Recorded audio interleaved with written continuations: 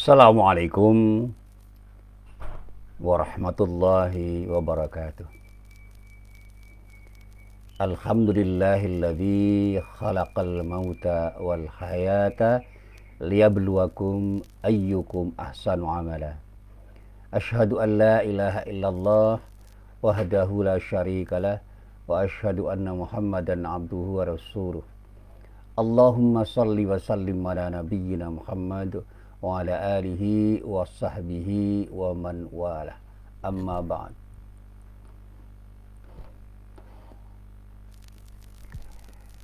Para jamaah yang dirahmati Allah, alhamdulillah pagi ini kita bisa bertemu lagi, dan tentu saja kita harus bisa memanfaatkan setiap peluang yang diciptakan oleh Allah untuk diri kita. Mari kita manfaatkan waktu kita untuk banyak mengingat Allah, zikrullah, dan jangan sampai kita itu lupa kepada Allah dimanapun dan kapanpun kita berada. Nah, para jamaah yang dirahmati Allah, sekarang ini banyak orang yang kehilangan kontrol ketika dia mengucapkan sesuatu, ketika dia berkata-kata, ketika dia menulis, dan ketika bersikap dan melakukan tindakan, baik untuk kepentingan dirinya sendiri maupun untuk kepentingan orang lain. Sehingga tidak jarang tindakan-tindakan, ucapan-ucapan orang itu dikendalikan oleh emosi-emosi negatifnya. Antara ini karena kejengkelannya, karena kemarahannya, atau karena yang lain yang kemudian memunculkan sesuatu yang bisa berdampak negatif pada dirinya dan orang lain. Di dalam istilahnya orang Jawa itu ada kata-kata yang disebut misuh, yaitu ucapan yang kasar, yang terkesan jorok, yang pada akhirnya dipersepsi orang sebagai sesuatu yang buruk, dan ucapan itu akan bisa mencitrakan dirinya sebagai orang yang tidak baik dan menyakiti hati orang. Saya tidak bisa mencontohkan kata-kata yang disebut misuh itu. Saya rasa semua orang, tidak hanya orang Jawa, tahu kata-kata kotor yang bisa diucapkan oleh orang yang pada saatnya justru akan bisa membuat citra dirinya itu buruk di mata orang lain, dan itu mengotori hati, dan selanjutnya bisa menyinggung perasaan orang lain dan bahkan bisa menyakiti hati orang lain. Sementara itu, Islam itu mengajarkan kita untuk bersikap lemah lembut, kendalikan diri kita dengan emosi-emosi positif, bangun ketenangan hati, dan pada saatnya kendalikan ucapan-ucapan kita, tulisan-tulisan yang kita buat, dan perilaku-perilaku kita dalam bentuk apapun, sehingga di samping kita akan bisa dihargai orang dan bahkan dihormati orang, kita juga akan bisa membuat orang lain itu tidak tersinggung, bahkan merasa nyaman dengan kehadiran kita. Dan semuanya itu tentu saja sebagai orang beriman, sebagai mukmin, ya kita niatkan dalam rangka untuk mencari ridho Allah semata-mata. Dan disitulah arti penting keikhlasan ketika kita melakukan atau tidak melakukan sesuatu. Para jemaah yang dirahmati Allah, kalau kita mau mencontoh Rasulullah, wah itu luar biasa. Rasulullah itu pribadi yang sangat lembut, dan kelembutannya itu tidak dibuat-buat, semuanya bersifat natural, dan itu yang semestinya harus kita lakukan. Dan saya meminjam istilahnya Pak Kunto Wijoyo, apa yang kita tulis, apa yang kita ucapkan, apa yang lakukan itu bermula dari mindset yang terbangun di dalam diri kita, cara berpikir yang kemudian menjadi sesuatu yang melekat pada diri kita, itu harus kita bangun sejak awal. Saya masih ingat betul nasihat-nasihat guru saya itu. Kalau kita itu tidak bisa ngomong yang baik, lebih baik diam. Itu saja berasal dari sabda Nabi Muhammad SAW. Qul khairan au liyasmut.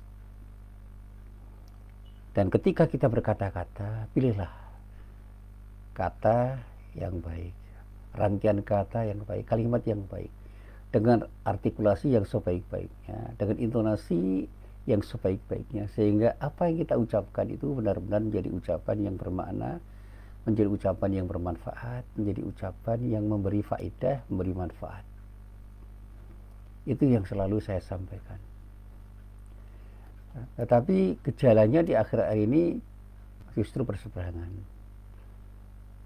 Maraknya aksi kekerasan itu tidak hanya bersifat fisik, tetapi juga ada kekerasan verbal.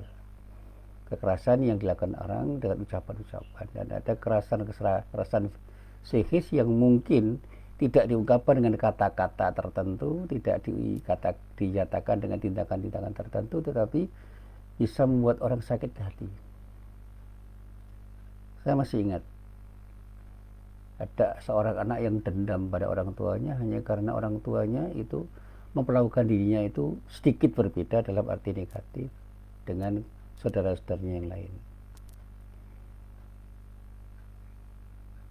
Nah, persaingan, kompetisi yang ada di keluarga itu menjadi tidak sehat. Karena apa?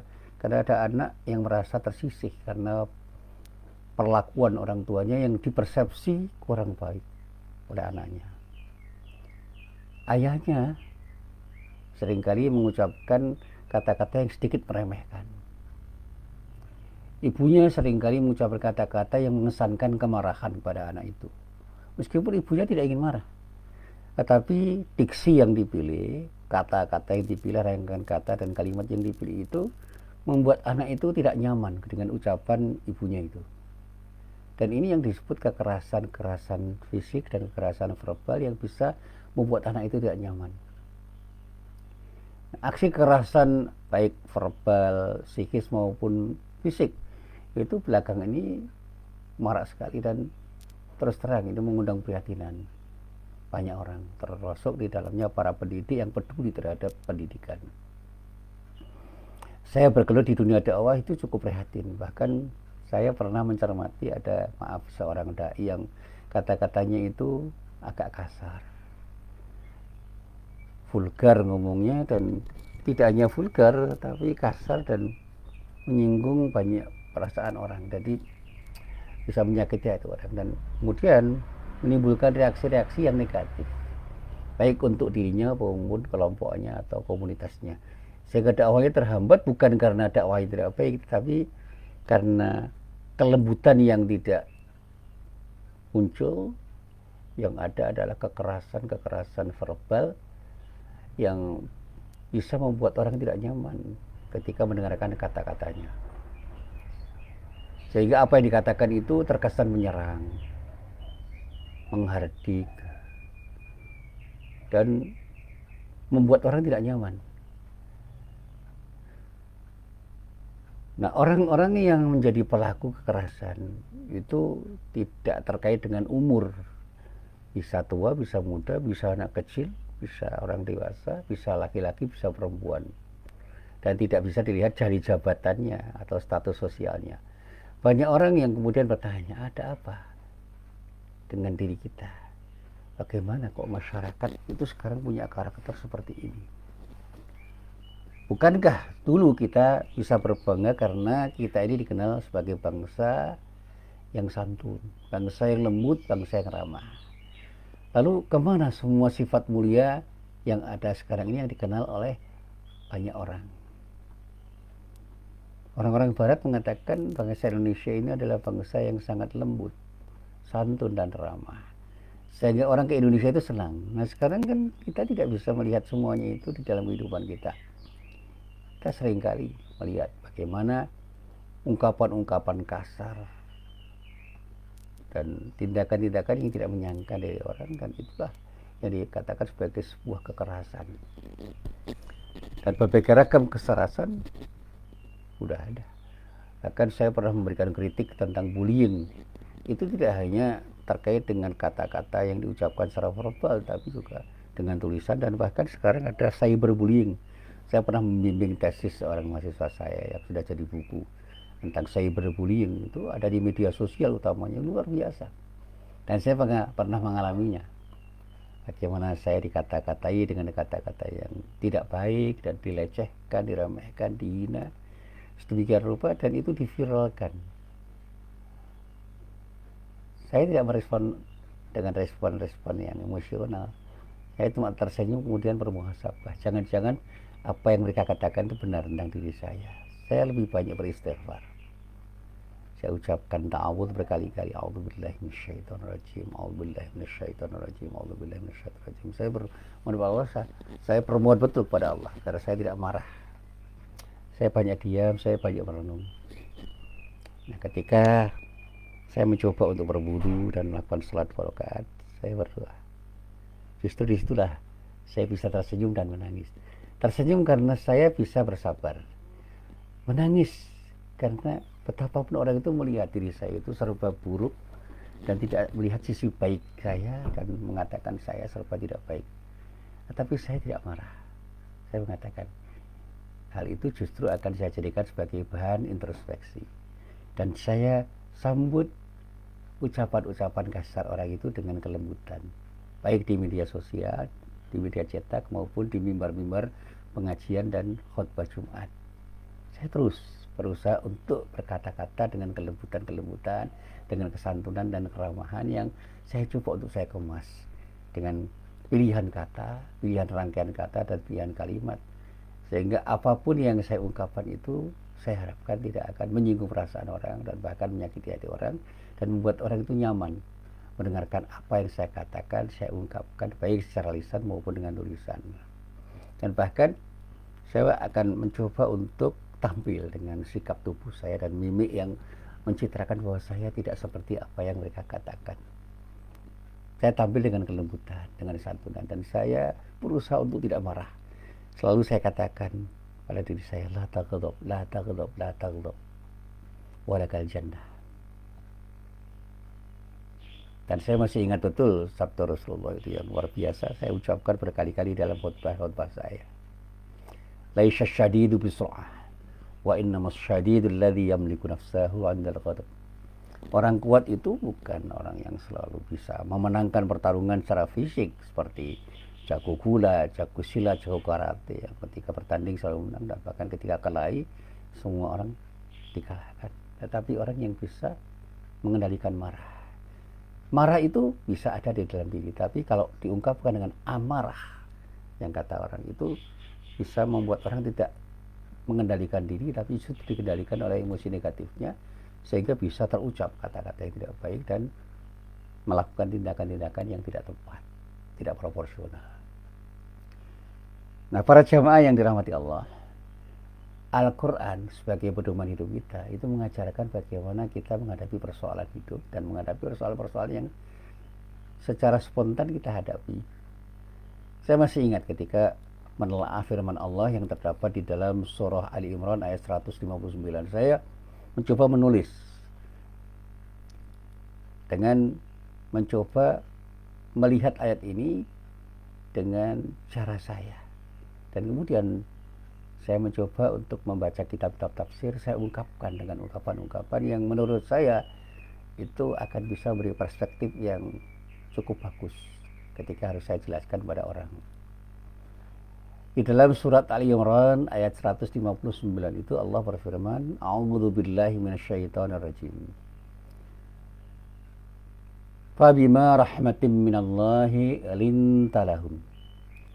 Walau kunta faddan ghalidhal qalbi lam faddu min hawlik. Fa'fu anhum wastaghfir lahum wasyawirhum fil amr. Fa idza 'azamta fatawakkal 'ala Allah. Innallaha yuhibbul mutawakkilin. Nah, saya awali pemahaman saya itu dari kata-kata fabima rahmatin minallah. Dikarenakan, disebabkan rahmat Allah. Jadi ada sesuatu yang memberi akibat pada diri kita untuk bersikap lembut seperti yang dialami oleh Nabi Muhammad SAW pada waktu itu. Dan kata para ulama, ayat ini terkait dengan peristiwa perang Uhud, di mana pada waktu itu umat Islam mengalami kekalahan yang luar biasa. Tapi dengan kekalahan itu Rasulullah tetap tenang dan bersikap lemah lembut kepada semua orang, termasuk orang-orang yang dianggap salah pada waktu itu. Itu pasukan pemanah yang dianggap kurang cukup amanah. Dan saya pernah menulis di media massa, saya dimarahi banyak orang karena kata tidak cukup amanah itu kemudian dikaitkan dengan para sahabat waktu itu. Saya dianggap mencela sahabat, padahal tidak. Saya tidak menunjuk orang. Saya cuma mengatakan ada kalanya orang-orang itu sulit menjaga amanah, sehingga karena tidak menjaga amanah itu bisa tidak hanya mencelakai dirinya sendiri, tapi juga mencelakai banyak orang. Ketika kita itu menjadi orang biasa dan tidak bersikap amanah, mungkin akibatnya tidak jelas. Karena apa? Kita tidak banyak berkaitan dengan banyak orang. Tetapi begitu kita jadi pejabat, jadi pemimpin yang tidak amanah, wah akibatnya sangat jelas. Karena apa? Yang terdampak banyak orang. Semakin tinggi status kepemimpinan kita dan peran kita di dalam memimpin, maka sikap amanah kita itu sangat diperlukan. Begitu kita bersikap tidak amanah atau khianat, tentu saja dampak buruknya akan terjadi luar biasa, dan itu menjadi multiplier effect. Efeknya seperti orang main domino itu. Saya pernah melihat ada orang main domino. Saya nggak bisa main domino. Saya melihat orang main domino itu. Ketika orang menjatuhkan kartu, kemudian orang lain menjatuhkan kartu yang terkait dengan ekornya, ekor kartu itu, simbolnya berapa, bundarannya berapa. Bundaran satu menjatuhkan dengan bundaran satu dan rangkaiannya, dan kemudian terus menerus.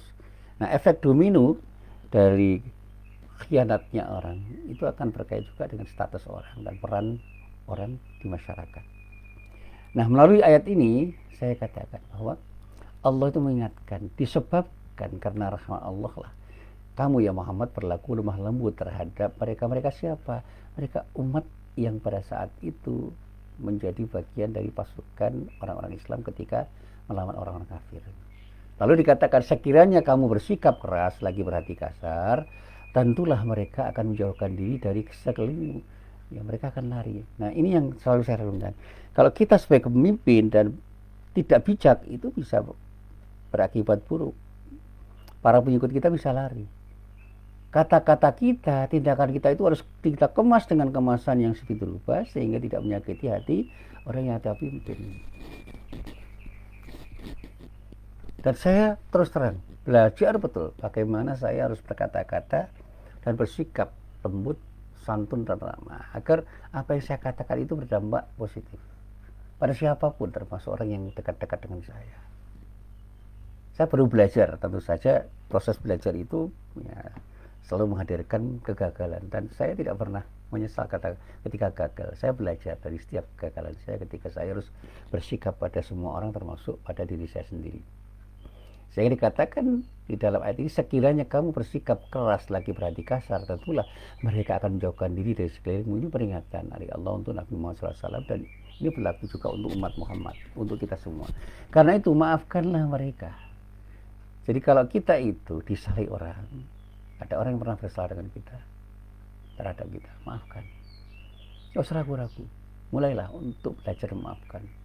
Mohonkanlah ampun bagi mereka. Mari kita beristighfar bukan untuk kita sendiri saja, tapi juga untuk orang lain yang pernah bersalah. Dan mohonkanlah ampun bagi siapapun yang pernah bersalah pada diri kita. Nah, itu sikap sabar yang luar biasa. Dan bermusyawarah dengan mereka dalam urusan itu, artinya apa? Jangan kemudian memutus silaturahim. Memutus silaturahim itu membuat kita tidak akan bisa menyelesaikan persoalan kita dengan orang itu. Tetap saja kita menyapa dan biarlah dia menyapa. Bermusyawarahlah dengan mereka dalam urusan itu. Ayo kita mulai bermusyawarah. Kemudian apabila kamu telah membulatkan tekad, maka bertawakallah kepada Allah. Sesungguhnya Allah menyukai orang-orang yang bersikap tawakal kepadanya. Tawakal itu berserah diri kepada Allah. Itu terjemahan ringkasnya. Meskipun pengertian tawakal itu tidak sesederhana berserah diri, menggantungkan semuanya pada Allah dengan upaya optimal, sehingga upaya kita itu tidak pernah kita hentikan untuk meraih sesuatu. Dan upaya-upaya kita itu tidak hanya upaya fisik, tapi juga upaya spiritual, termasuk doa-doa kita yang kita panjatkan kepada Allah. Selanjutnya, serahkan semuanya kepada Allah. Nah, melalui ayat ini Allah mengingatkan agar kita mengedepankan sikap lemah lembut dan menjauhi kekerasan atau kekasaran seperti yang tercermin dalam sikap yang dimiliki oleh Rasulullah SAW. Kita ini diajari oleh Rasulullah untuk suka memaafkan kesalahan orang lain, sekaligus memintakan ampun atas dosa dan kesalahan orang lain di samping dosa dan kesalahan kita. Dan itu yang dilakukan Rasulullah, sehingga apa yang dinyatakan Allah di dalam ayat ini diamalkan oleh Rasulullah di dalam kehidupannya. Dan jangan lupa, untuk mengedepankan sikap lemah lembut itu tidak mudah. Nah, para jamaah mungkin pernah punya pengalaman pribadi yang bermacam-macam, dan saya punya pengalaman pribadi yang luar biasa ketika saya harus berupaya untuk bersikap lembut, ramah, santun. Tetapi semuanya harus kita pelajari dan kita coba, kita belajar untuk bersikap seperti itu. Termasuk di dalamnya, ketika kita itu ingin bermusyawarah, kita jangan menang-menangan. Kita mencari kebenaran, bukan mencari pembenaran. Diskusi dan dialog kita lakukan dengan santun untuk menghadapi semua persoalan. Saya seringkali melihat demonstrasi-demonstrasi yang sifatnya anarkistis. Demonstrasi yang anarkis itu justru akan menciptakan sesuatu yang kurang baik. Bahkan kalau ada teror dan ada ancaman-ancaman yang disebar, wah itu luar biasa buruknya dampaknya. Berdemo itu jangan menampar ancaman, meneror, atau anarkis. Berdemo dengan santun bisa, dengan ramah bisa, dengan lembut bisa. Saya masih ingat betul ada beberapa orang mahasiswa datang ke ruang saya, kemudian tanya, "Pak, saya mau tanya, kenapa nilai saya tidak optimal?" Oh, saya tersenyum. Anda mau tahu kenapa? Saya ingin mendidik Anda bahwa Anda harus serius. Anda harus kuliah berapa kali waktu itu? 14 kali tatap muka efektif, Pak. Iya. Terus saya tunjukkan, ini presensimu, benar enggak? Kamu kuliah berapa kali? Ada yang 6 kali, ada yang 7 kali, ada yang 8 kali. Artinya apa? Kamu tidak optimal untuk hadir kuliah. Saya tunjukkan lagi tugas-tugas dia. Saya memberi deadline. Tugas itu ada deadline-nya tanggal berapa. Sekarang saya tunjukkan, ini Anda kirim tanggal berapa. Saya tunjukkan, ini saya tulis.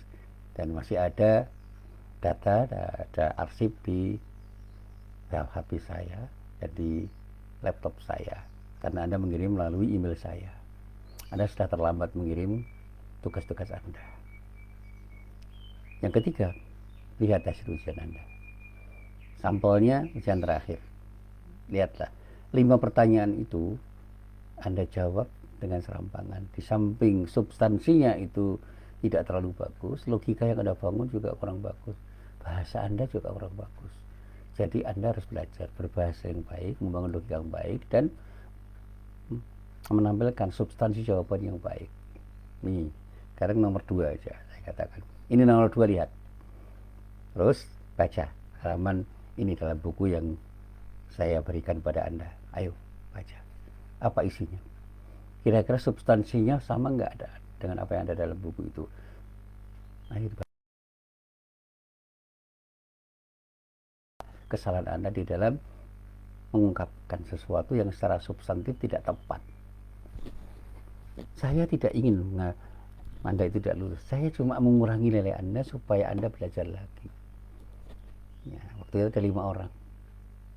Ayo renungkan. Saya ini sedang mendidik Anda, dan ini bukan harga mati. Besok Anda bisa mengulangi. Kapan saja kamu mengulangi, saya berjanji Anda akan dapatkan yang terbaik kalau Anda serius. Anda kuliah serius, Anda belajar serius, Anda ujian serius, dan Anda betul-betul menghargai waktu ya, untuk berbuat sesuatu yang terbaik. Ternyata mereka paham. Baik, saya paham, Pak. Dan saya masih punya satu mata kuliah lagi yang mau saya ajarkan pada Anda. Anda boleh ikut saya, boleh ikut yang lain. Tapi saya berjanji kalau Anda ikut saya dan Anda mengikuti apa yang saya katakan, Anda akan dapatkan yang terbaik. Betul, 5 orang itu ketika itu mengikuti kuliah saya yang kedua dan hasilnya maksimal. Kemudian saya katakan pada semester selanjutnya, mau ngulang silahkan mengulang. Ya mungkin Anda harus membayar, tidak apa-apa. Tapi saya akan memberikan sesuatu yang lebih berkualitas daripada apa yang pernah saya berikan di tahun kemarin. Saya akan mengarahkan diri Anda, mendidik diri Anda untuk lebih memahami apa yang harus Anda pahami dengan banyak membaca dan berdiskusi. Alhamdulillah, kelima orang itu mengulang semua dan semuanya dapat A. Karena memang layak dapat A. Jadi para jamaah yang dirahmati Allah, jangan lupa kita itu bersikap rendah hati di dalam bermusyawarah. Dan ketika kita sudah punya keputusan, serahkan semuanya kepada Allah dengan sikap tawakal.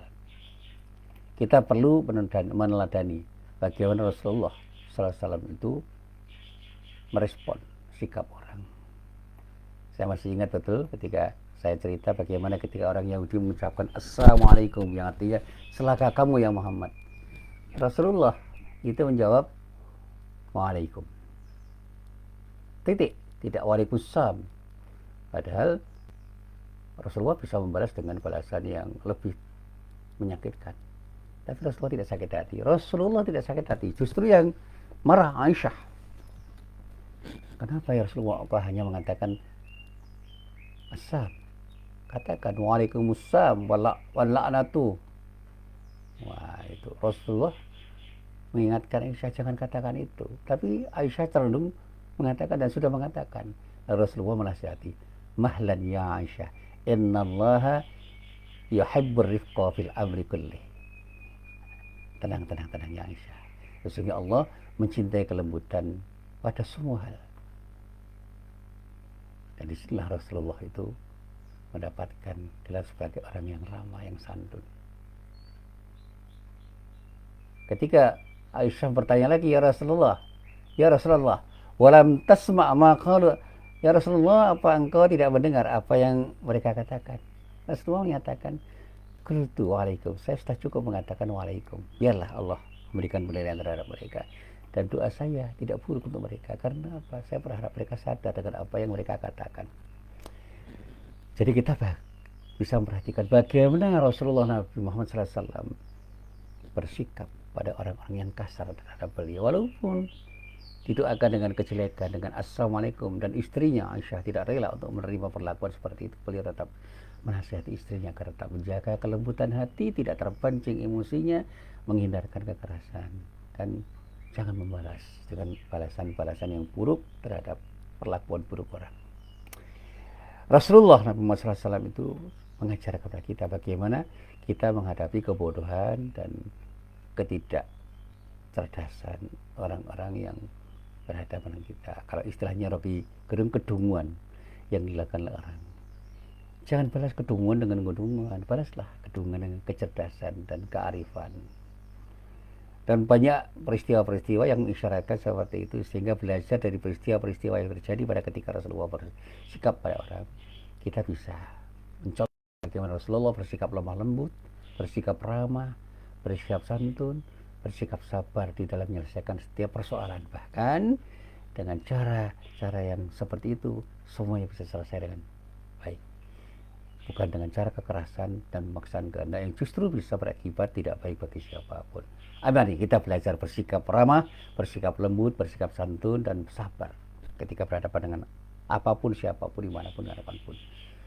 Jangan lakukan dengan cara kasar, dengan cara yang bisa membuat orang sakit hati, dan bahkan terkesan memaksakan kehendak siapapun kita, apalagi ketika kita menjadi pemimpin bagi siapapun, dimanapun dan kapanpun, dalam urusan apapun. Yuk kita belajar mulai dari diri kita sendiri.